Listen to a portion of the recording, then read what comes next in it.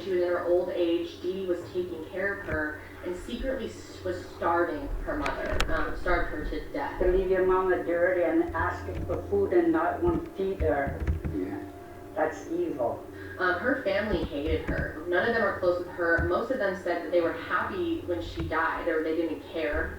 In fact, one of them said that he'd like to throw her ashes in the toilet. She got what she deserved. All the brothers and sisters don't care about Dee Dee no more. She got cremated. She said, what you want me to do with the ashes? Everybody said, I don't want her. I don't want her. Flush. I told throw that in the toilet. Her sister said, flush that in the toilet. She said, we're going to bring that in Mama's room, make her mask and everything. I said, you gonna pay for it? I'm not paying for it. A lot of people, I'm sure, are sitting out there right now listening to this and being like, well, why didn't she tell anybody? Like, oh, I don't even feel sick. Well, her mom, first of all, physically abused her, physically hit her. According to Gypsy, she threatened to hit her with a hammer at one point. If we were in a group of friends, you know, if I said something that I wasn't supposed to, she'd squeeze my hand. And I know. I was just afraid, just too afraid. I have a strong feeling.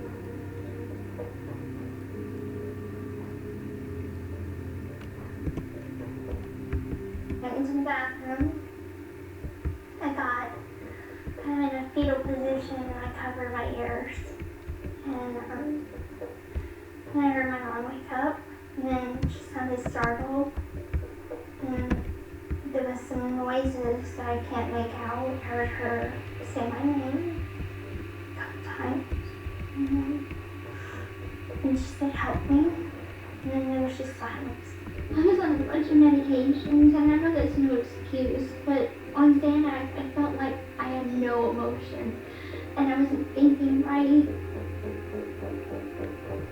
So it's kind of a difficult situation, right? You have this girl who's been abused her whole life. I mean, pretty much held hostage by her own mother and submitted to all these medical treatments and drugs her whole life. You know, robbed of an education. Think that she was only educated up to about a kindergarten level. I mean, it's crazy. And then you have the killer who has autism. How can you hold either of them fully accountable for this? So I'm not going to really talk about Nick because his trial hasn't even started yet. But Gypsy, she's been sentenced and everything, so we can discuss it. She did, you know, plead guilty and was very honest, and for the first time in her life, she could be honest. And so many of the things that she was lying about, she didn't even know she was lying about. I've seen a lot of people talk about this, and there are some people on the internet who really think that she should be held accountable for this in full because she was 23. Why'd you have to kill your mother? Don't you think you could have left at that point? You could have told someone, but you know, all these things. And I think people just truly cannot understand what life was like for this poor girl. I mean, she really did think she was so much younger than she was, and she was mentally younger than she was because she was never given the opportunity to mature and grow. She'd been physically abused, was living this lie her whole life. I mean, it's the saddest thing. So it's like, hasn't she been through enough? Her entire life has pretty much been a prison sentence. And so in court, her lawyers obviously used Munchausen by proxy and abuse as the reason why Gypsy did this, and she was actually only sentenced to 10 years. All of us involved are, it's relief. You know, at the very beginning of this, there was the question of the death penalty on the table. Ultimately, it's the best outcome for her, it's the best outcome for the state of Missouri, and ultimately the right thing to do for everybody. And I want to know what you guys think. Do you think that's fair? Do you think that's not enough? Do you think that's too much? I'm curious about what you guys think about this because it is such a unique circumstance. She actually says she's much happier being in jail than she ever was at her home. She's actually living a better life now, according to her, and she will be able to get out in her 30s, which is, you know, sucks. But at least she'll be able to live some of her life. How normal of a life can you have after this has all happened to you? Her dad is now very involved with her. Her stepmom, they visit her often. They're getting closer, rebuilding their relationship after all these years of deception.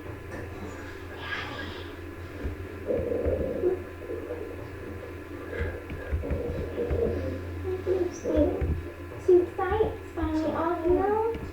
Yeah. But you know, I don't blame you for any of it. Either of you.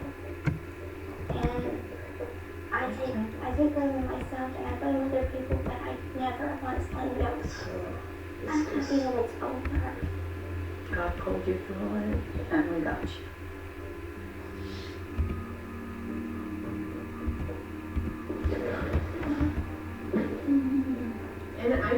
want to know what you guys think, because personally, I think it was too much of a sentence. I would have much rather them send her to some type of, rehab facility, do mandatory court ordered, and work with her to get through this a little more, because I can't imagine how depressing it would be to just be sitting in a jail with your own thoughts after all of this has happened to you. And I truly think that she went through enough of a punishment. I know a lot of people think, okay, her mom got what she deserved, but honestly, I don't think so, because I think it would have been, honestly, maybe worse for her mom to have to face reality and face all the people that she had lied to, this whole story. I would have liked to actually see her have to take responsibility for those crimes and, apologize to Gypsy, because I'm sure that's something that bothers Gypsy to this day. She never got to talk to her mom about it or confront her. But I guess she did have a brutal murder, and that's probably enough of a punishment. If you guys do want to know more about this case, I will link a great article that BuzzFeed did about it, as well as the HBO documentary. It's actually on YouTube, so you can watch it. I mean, the story is just bizarre, and there's so much more to it that I couldn't even cover in this video. We'd be sitting here talking about it all day. This is one of those cases that I could just talk about all day because it's so fascinating. I wish good things for Gypsy. I really hope that she gets her life together after she gets out of jail and this doesn't ruin the rest of her life, because how unfair is that? That's it for me today, guys. Be sure to let me know what you think in the comments section below. I want to know your opinions on her sentence. I want to know your opinions on just the whole thing. I'm sure you guys have a lot of thoughts, so go ahead and tell me in the comments. Be sure to subscribe if you're not already. I do videos on all types of things, including true crime and missing persons cases, conspiracy theories, unsolved mysteries, aliens, all types of things on this channel. We just like to think over here. But I hope you guys are having a good day, and I will talk to you next time. Bye. Baby, and you wanna know I love you. Baby, and you wanna know.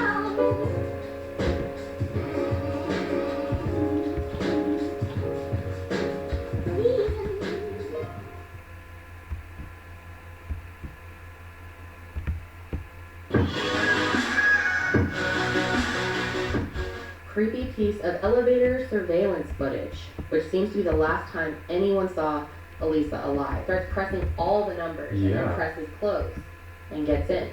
And she looks like she's just looking for something, looking for someone. Hey guys, welcome back to my channel. So today we are doing another episode of Found, which if you didn't catch my first episode of this series, Found is going to be a series where we're focusing on people who were in situations of captivity and were found or discovered and set free. Now, since I talk so much about missing people, I really wanted something a little more positive, something to give you guys inspiration and hope, and I have such a good story for that today. Today we're going to be talking about an incredible woman who has inspired me in so many ways and is one of the main reasons that I started my Where Is series, and that is Jaycee Lee Dugard. She has an incredible story. I first found out about her after listening actually to her book a few years back. Twice. I listened to it twice because it is such an inspirational story. But before we get started with that, Audible has partnered with me on